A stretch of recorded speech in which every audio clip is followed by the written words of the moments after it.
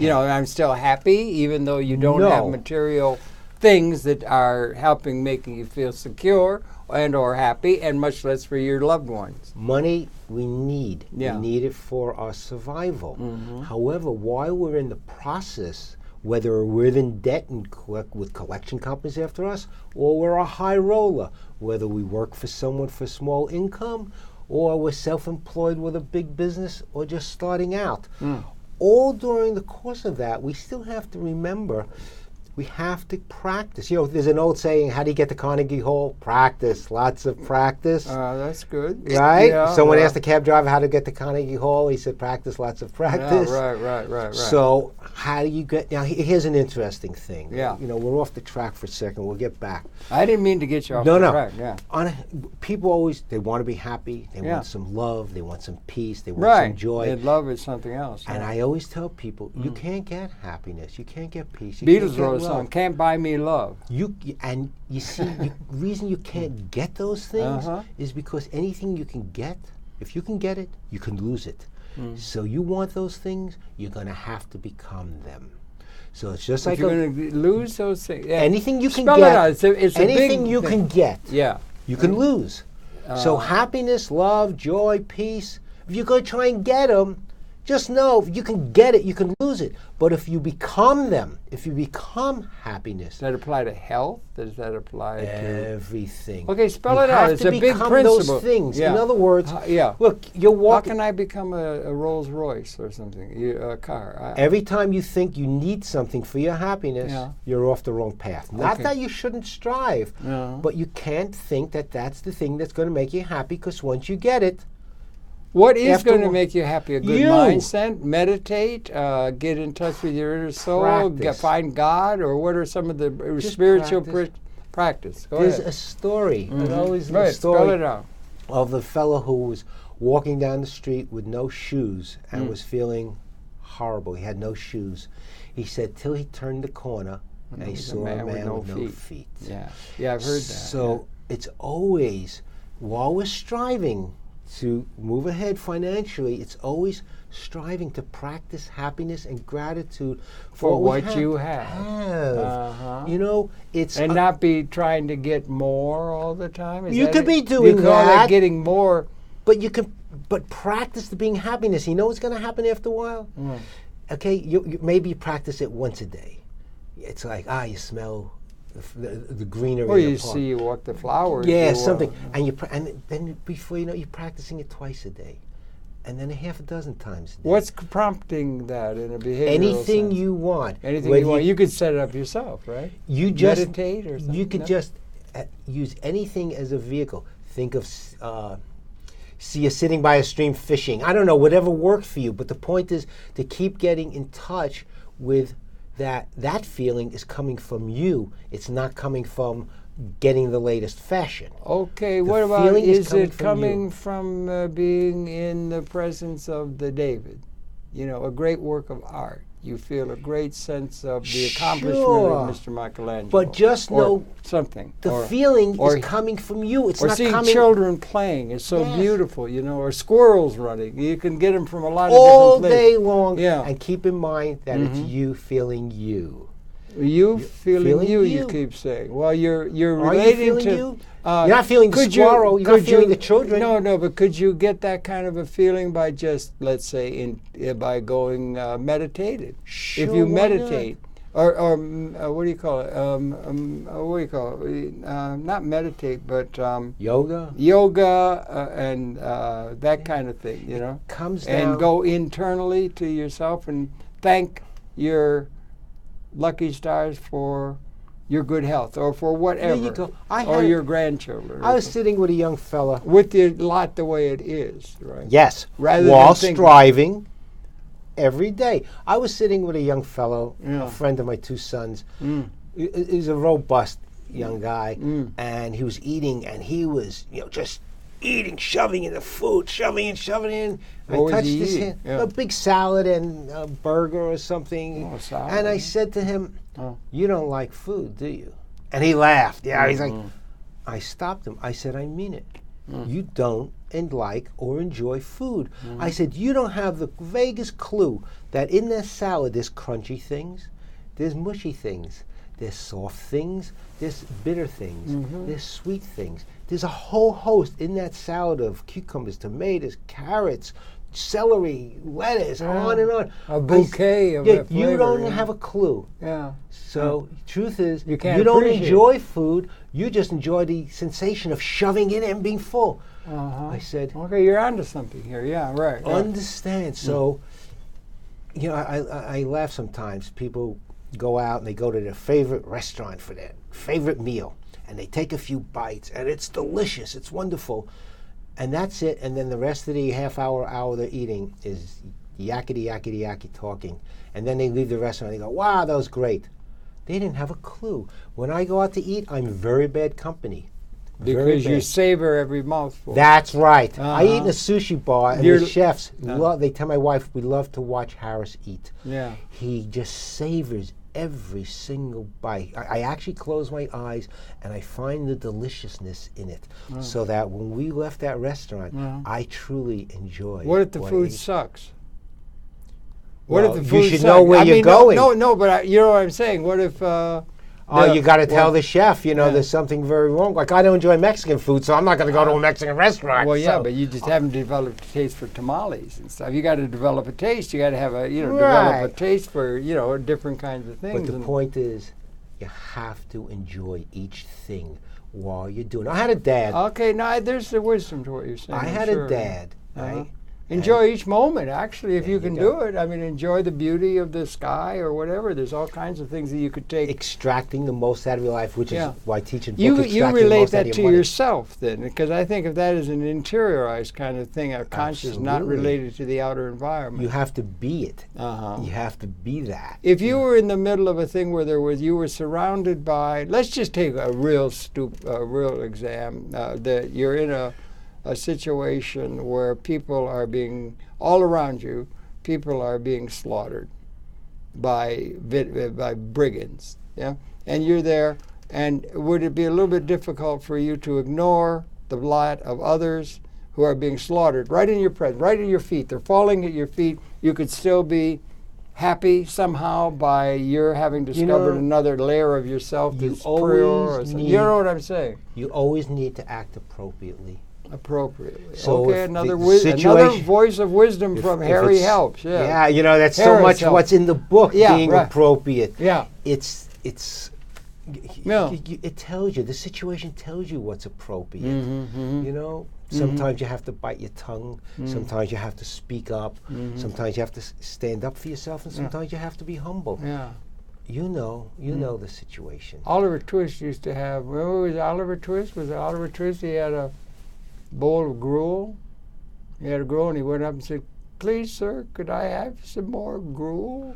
Was he being selfish? Or what I'm trying to get at is, the material things and the things that, I don't know, I just came out of my head.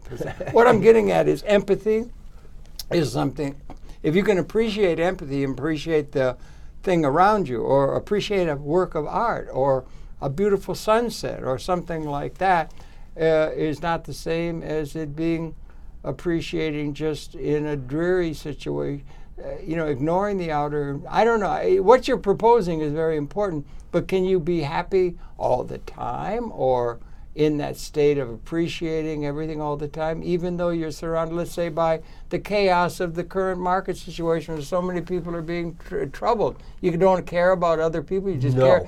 What's the difference between that and narcissism? It doesn't mean you don't take action. I mean, that's why I blogged, that's why I wrote the book. Yeah. But yet, every moment of my life is a practice of being happy, of enjoying. I'm typing, I'm writing. Back again to my thing, can you be happy typing or writing, and that you got a house, you got a thing, you got that and everything, but you're typing and you're happy, you're writing a love poem or something, and people are being slaughtered all around you. You could just ignore that? Well, no. I mean, you wouldn't sit overdrawing. You wouldn't sit and type. Well, why not? Just keep doing a poem. That's, you're interiorized all with yourself, and you can dream. You can be in any dream world you want. I think you have to participate. Why?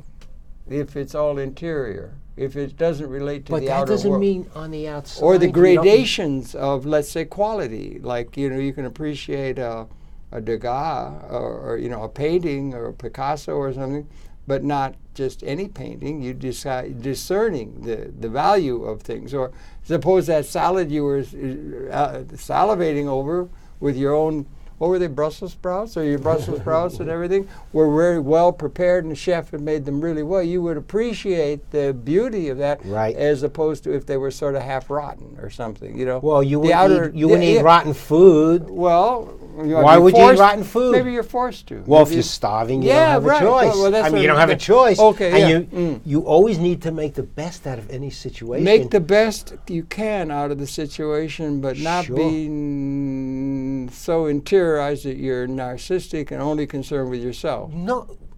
Put it this way, you have to be concerned with others. You have to participate. You think so? While interiorizing everything. Okay. We don't. I live think by probably ourselves. That's true. Yeah. Right. Yeah.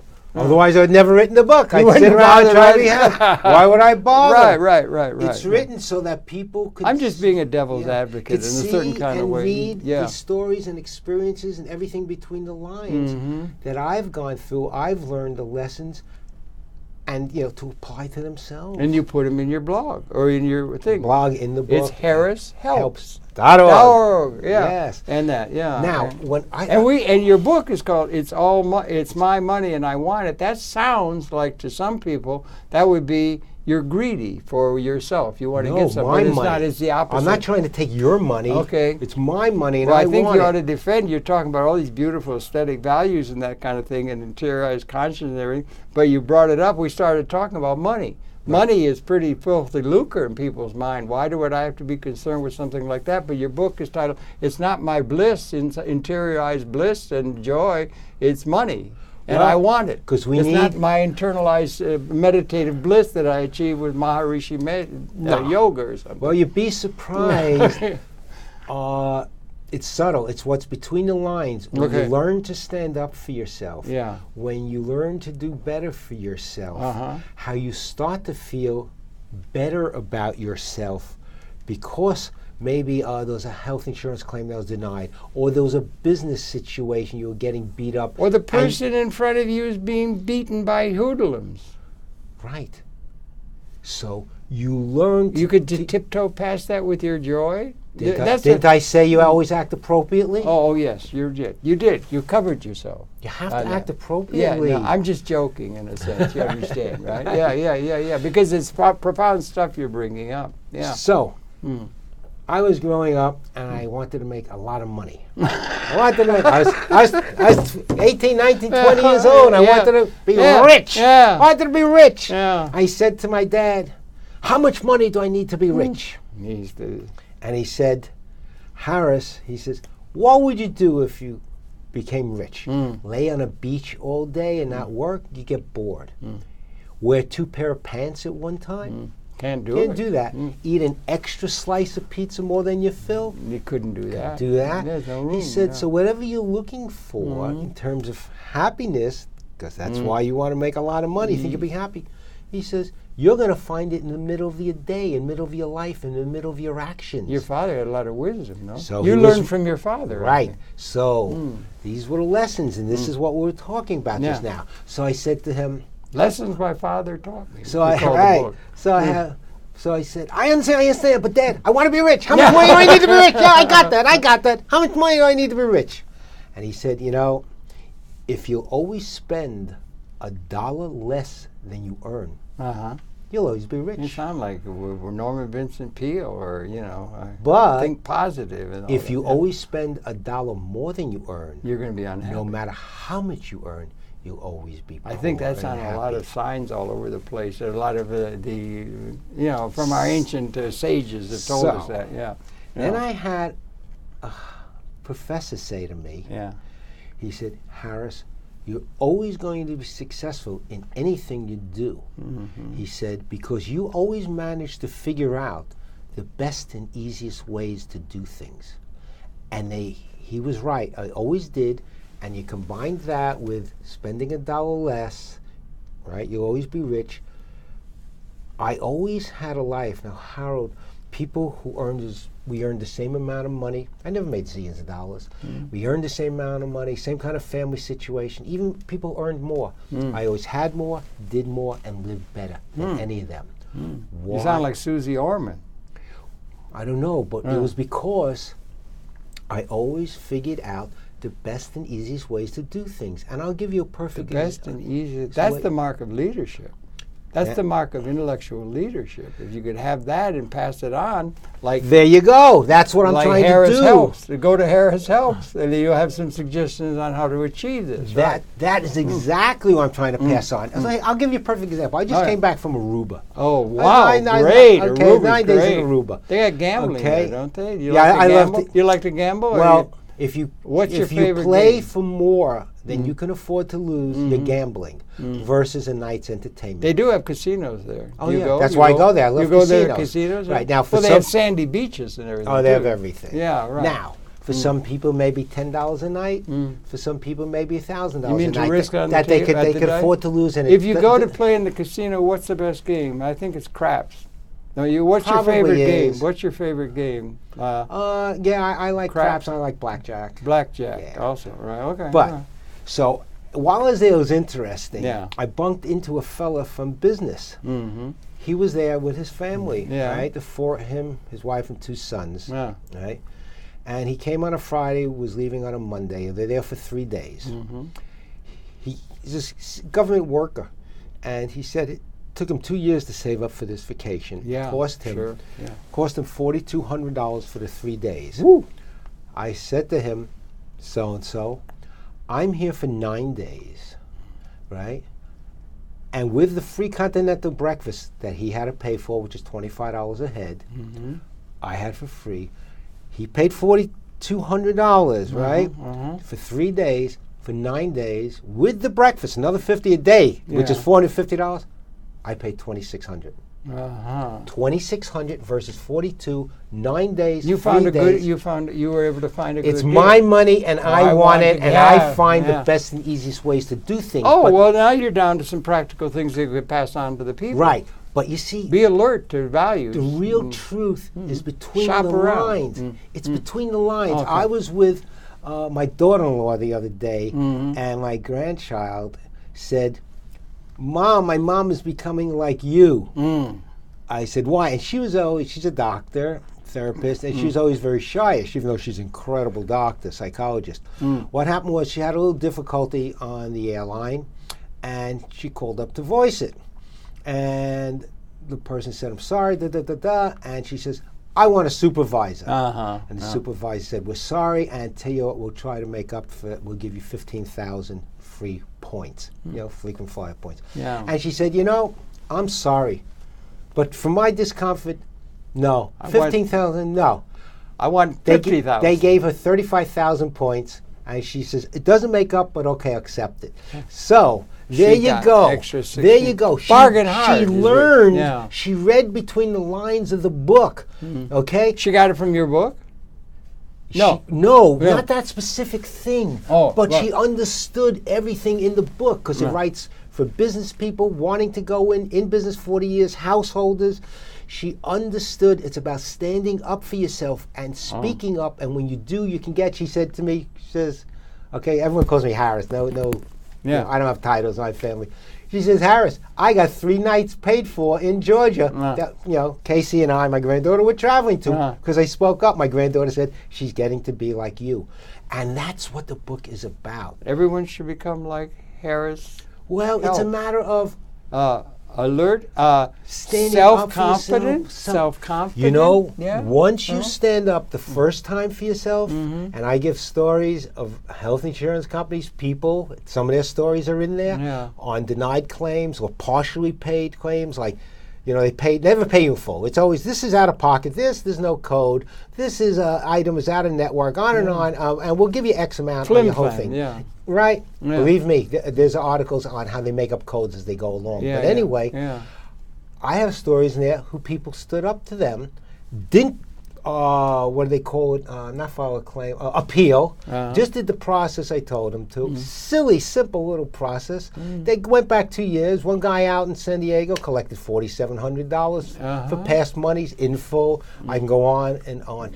And what happens is, once you start to stand up for yourself against the system, bullies, the system, and you learn how to use it. And like I said, that's between the lines of all the true stories, and in business too, because I've had to stand up against the government as a government contractor many times. Those stories there's are in a little there. agency called the IRS that you have to deal with from time to time. Oh, that's not a problem. That's on my video on my website. Really? How to deal with the right. IRS? That's exactly right. Get the book. It's worth the price. There's a chapter in there on that. Okay? Mm-hmm. Pimm Fox at Bloomberg said to me, he says, "You're giving this book away for free."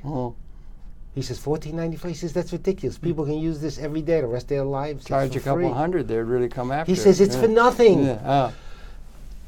Again, once you stand up for yourself the first time, and whoa, that wasn't bad, and the second, and the third, after a while, wow, you're feeling good. So what takes place now, a dynamic takes place inside of you, is that all of a sudden, right, you become a bigger person, a larger person. You don't feel so down on yourself. You are more confident. And that sets a whole set of different things in motion, so that now everything, when you do in life, it'll enter your relationships. Maybe you never felt good about yourself, and you come home and you're not in a good mood, and your wife says something, you snap at her, or the children, or something. But all of a sudden, when you start standing up for yourselves and doing things you didn't think you can do, you start feeling better.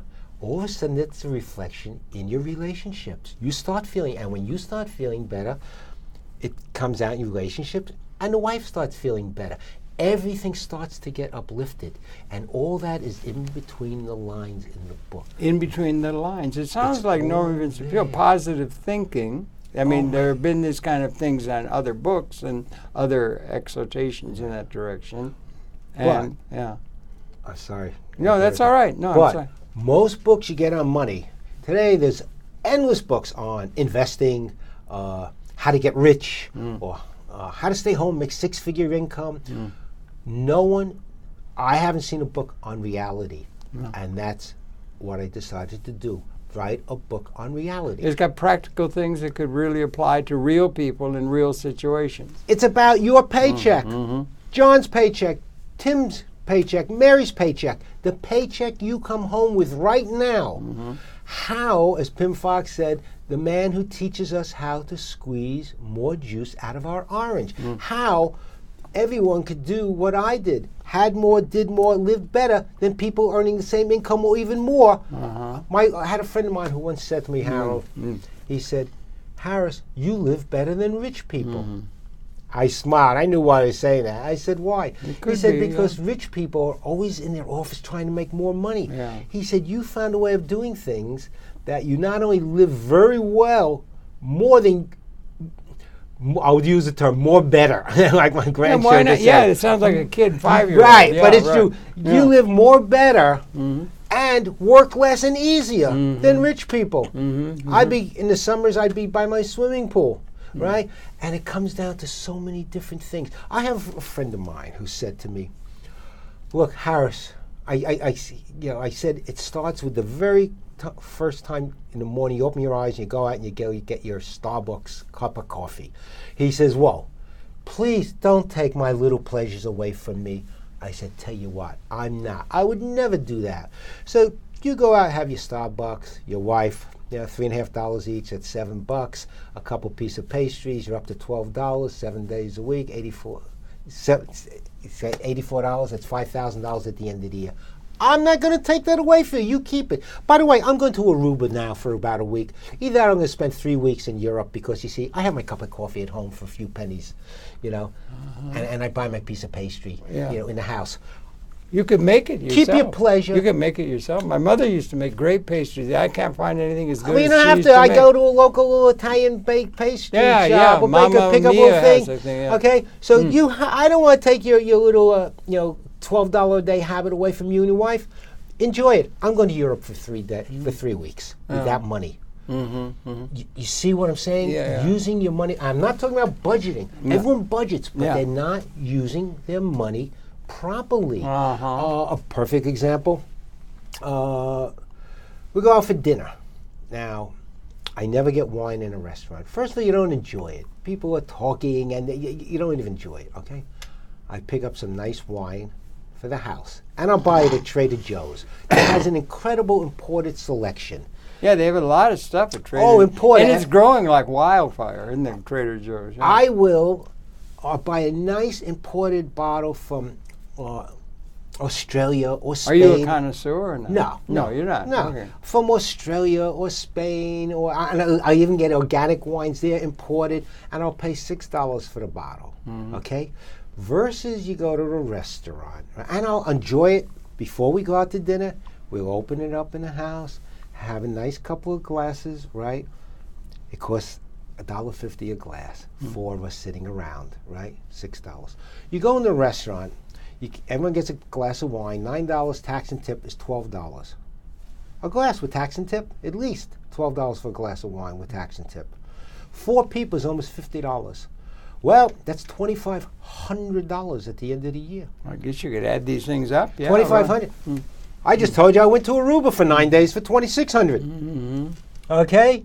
And I enjoy my wine more because it's in the comfort of my own home. Well, that's a choice, yeah. Right, okay. There are some people who go like, if you're trying to impress, let's just say. We're not talking about business impressing people. Well, okay, I would just make the point. You want to get there's a contract you can get in country B for a water project is worth about $5 million. You wine and dine. And you not only wine and dine, you go to the best place. You got to go to the best place, and you got to get the $4,000 bottle of wine in order to make the impression to get the contract. That's right. Now, is that a metaphor for a lot of what goes on in the society, trying to impress people? And you do get the contract, and then you get a lot of money, and you can go to Aruba in your own private jet. Okay. Okay. Now, didn't I say to you before? Always act appropriately. So if I'm going out, my friends from the neighborhood, we'll bring the bottle of wine. Right. But if I'm taking someone out, because it's business, and I have to impress, well, you act appropriately there too. Always be appropriate. And you know, I have a chapter in the book general advice, on psychology in business, especially, not just for householders. And here's the psychology, okay? I was once going against someone who owed me seven-figure money. Okay, A small seven-figure, just above seven-figure. Yeah, that's a lot. Okay. Yeah. And we're going nowhere into courts, so we wound up in arbitration. This man came in, oh, by the way, that's a story there. This man came in, right, with his silk suit, big gold watch, and, decked out.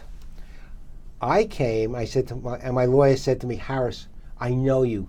Don't bring Cookie, my wife, and the kids. Please don't. I'm saying, of course not. Yeah, right, Harold. That's the last thing I was not going to do. The wife and kids came with me.